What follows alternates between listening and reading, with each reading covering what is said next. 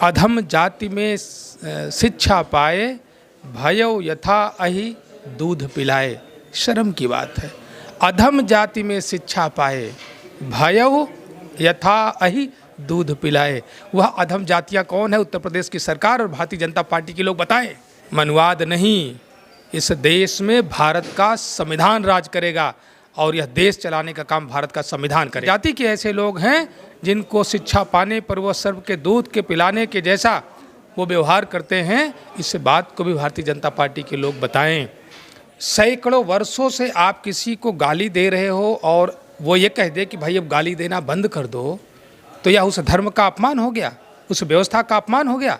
और जिसे आप गाली दे रहे हैं उसकी भावनाएं नहीं है। वो लाइनें भेदभाव प्रदर्शित करने का काम करती हैं, जो लाइनें किसी जाति को, किसी बिरादरी को नीच घोषित करने का कार्य करती हैं, किसी को अवसर से विमुक्त करने की बात करती हैं। मर्यादा पुरुषोत्तम श्री राम के मंदिर के नाम पर जिस तरीके से के जमीनों का व्यवसाय किया गया, 1-1 करोड़ की जमीन को 10-10, 20-20 करोड़ में एग्रीमेंट करा करके लोगों ने पैसे के बंदरबाट करने का काम किया, उत्तर प्रदेश का कौन व्यक्ति नहीं जानता। ब्राह्मण, क्षत्रिय, वैश्य, शूद्र।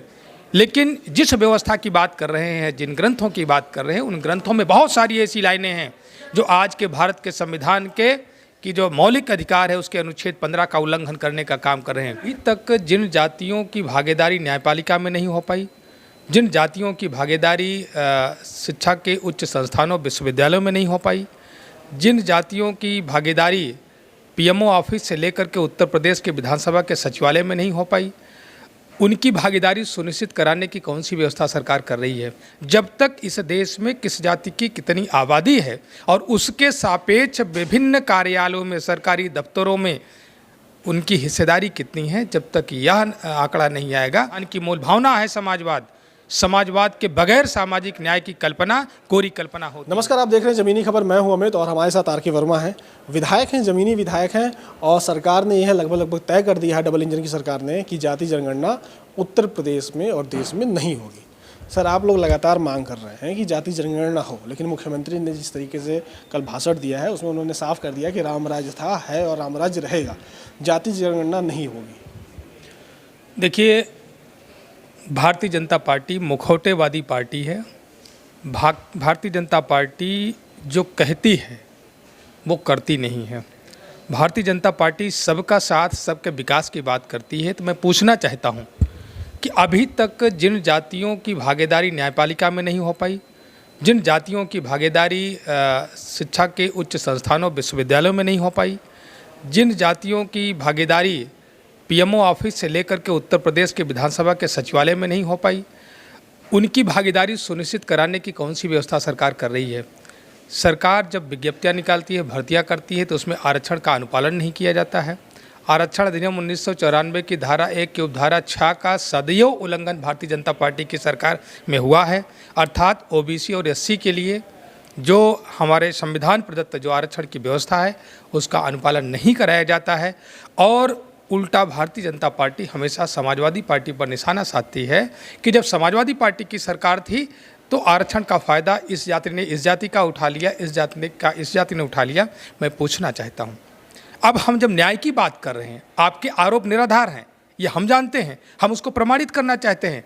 जब तक इस देश में किस जाति की कितनी आबादी है और उसके सापेक्ष विभिन्न कार्यालयों में, सरकारी दफ्तरों में उनकी हिस्सेदारी कितनी है, जब तक यह आंकड़ा नहीं आएगा तब तक किसी पर आरोप लगाना बेबुनियाद की बात है और किसी के साथ न्याय करने की अवधारणा भी वो गलत होगी। वो तो ये कह रहे हैं कि 46 में 56 यादव हुए थे, जो बात सामने आई है, 46 में 56 यादव एसडीएम हो गए थे।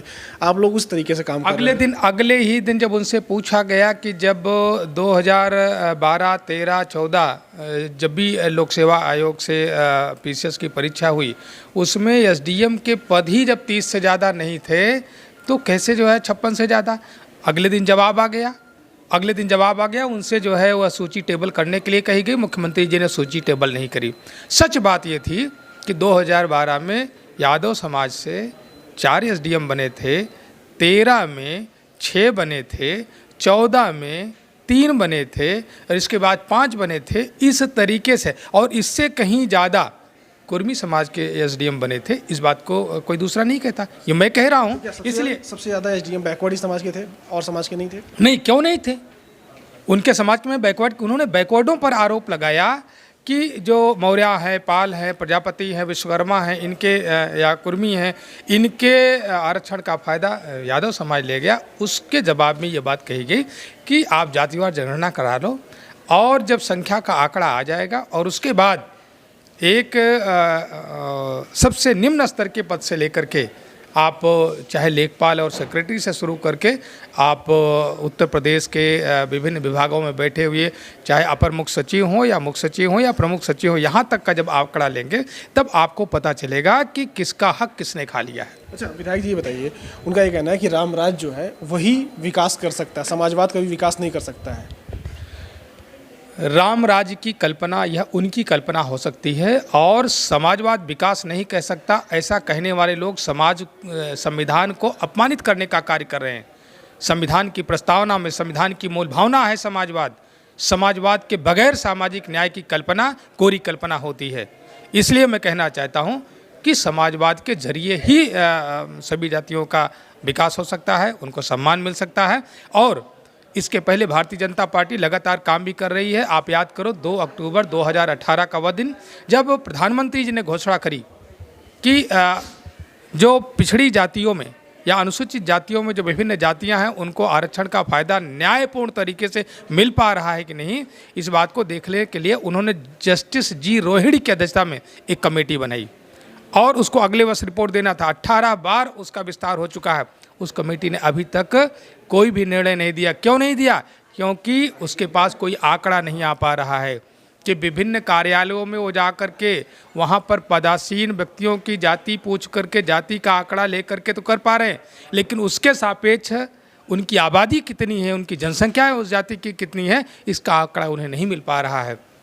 तो मैं कहना चाहूँगा कि जो भारतीय जनता पार्टी षड्यंत्र कर रही है पिछड़ी जाति के आरक्षण को पिछड़ा, अति पिछड़ा, महापिछड़ा में बांटने की, यह पिछड़े वर्ग को कमज़ोर करने की साजिश है। इस साजिश को नाकाम करने के लिए और समाज की सभी जातियों को न्यायपूर्ण तरीके से उनको आरक्षण का लाभ पहुंच सके और शासन प्रशासन में हर जगह उनकी भागीदारी को सुनिश्चित किया जा सके, इस बात को लेकर के हम लोग ये चाहते हैं कि जातिवार जनगणना हो और जातिवार जनगणना होने के बाद जब पता चल जाएगा किसकी कितनी हिस्सेदारी है, किसकी कितनी भागीदारी है, और तब लोग उनको अवसर मुहैया कराने के लिए उनको सुविधाएं मुहैया कराने का कार्य करेंगे। आखिरी सवाल है, कुछ जो पिछड़े संगठन के तमाम संगठन है, पिछड़े संगठन है, दलित संगठन है, वो ये कह रहे हैं कि बजट में सबसे ज़्यादा धार्मिक स्थानों को बजट दिया गया है उसको बढ़ाने के लिए, उसको टूरिज्म को बढ़ाने के लिए, लेकिन जो वहाँ टूरिज्म बढ़ेगा और जो वहाँ का डेवलपमेंट होगा उस डेवलपमेंट से विशेष जाति, विशेष वर्ग के लोग, विशेष धर्म के लोग जुड़ पाएंगे या सभी जाति और सभी वर्ग के लोग जुड़ पाएंगे, सभी धर्म के लोग जुड़ पाएंगे? देखिए, प्रदेश सरकार की नीतियाँ, प्रदेश सरकार के बजट का आवंटन ही भेदभाव, गैरबराबरी वाला है। जो लोकतंत्र की मर्यादा होती है कि जो विभाग, जो समाज अभावग्रस्त होता है, कमज़ोर होता है, उसको मुख्यधारा में लाने के लिए बजट का आवंटन होता है और नीतियाँ बनाई जाती हैं। लेकिन आज जिस तरीके से सरकार पर्यटन का नाम ले रही है, पर्यटन के नाम पर बड़ा भ्रष्टाचार करने का काम किया जा रहा है। मर्यादा पुरुषोत्तम श्री राम के मंदिर के नाम पर जिस तरीके से के ज़मीनों का व्यवसाय किया गया, 1-1 करोड़ की ज़मीन को 10-10, 20-20 करोड़ में एग्रीमेंट करा करके लोगों ने पैसे के बंदर बाट करने का काम किया। उत्तर प्रदेश का कौन व्यक्ति नहीं जानता? ये पर्यटन को बढ़ावा नहीं देने की बात नहीं कर रहे हैं, ये अपना व्यवसाय बढ़ाने की बात कर रहे हैं। और रही बात जो अनुसूचित समाज और अल्पसंख्यक समाज का बजट आप देख लीजिए, और पूरे देश के सभी प्रदेशों में जो अनुसूचित समाज और अल्पसंख्यक समाज का जो बजट है उसका आधा, यहाँ पर 1%, केवल 1% बजट का हिस्सा अनुसूचित समाज के हिस्से में जाता है। ये सरकार का सबका साथ सबका विश्वास का परिणाम है। इसलिए आखिरी सवाल, बीजेपी से जुड़े हुए लोग ये कह रहे हैं कि जो वर्ण व्यवस्था थी वो अच्छी थी, वर्ण व्यवस्था होनी चाहिए। मैं ये पूछना चाहता हूँ, अगर बीजेपी के लोग ये कह रहे हैं कि वर्ण व्यवस्था अच्छी थी, मैं मानता हूँ कि जब भारत का संविधान नहीं था उस समय इस देश में चातुर्वर्ण व्यवस्था थी, ब्राह्मण, क्षत्रिय, वैश्य, शूद्र।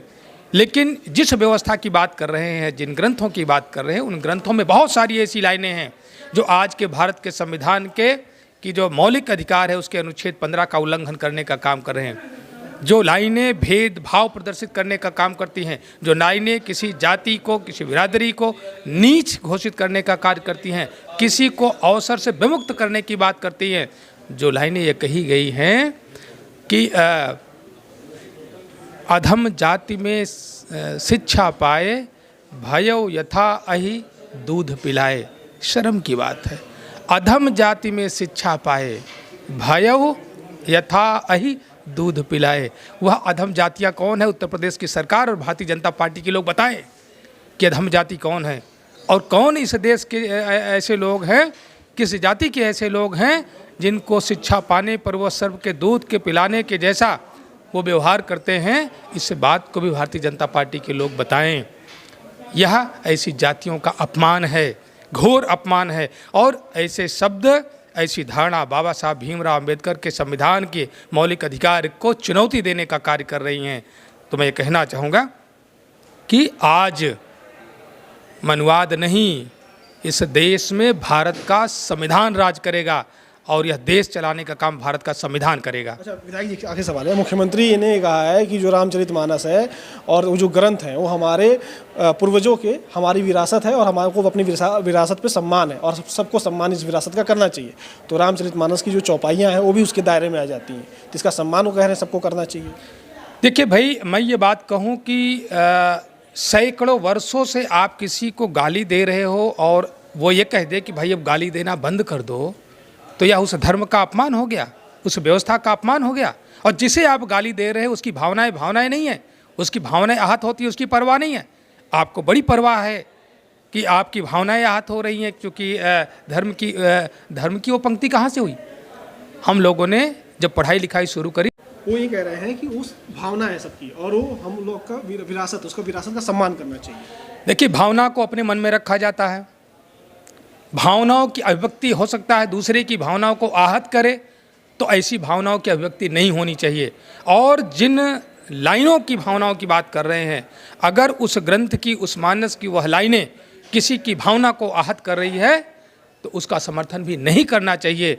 उस पर सवाल करने से आपकी भावनाएं आहत होती हैं। और जो लाइनें एक जाति विशेष को जो अपमानित करने का कार्य कर रही है, उनकी भावनाओं की परवाह आपको नहीं, आपको सबकी परवाह करना चाहिए। और ये बता देना चाहूँगा, क्या देश किसी की भावनाओं से नहीं चलेगा,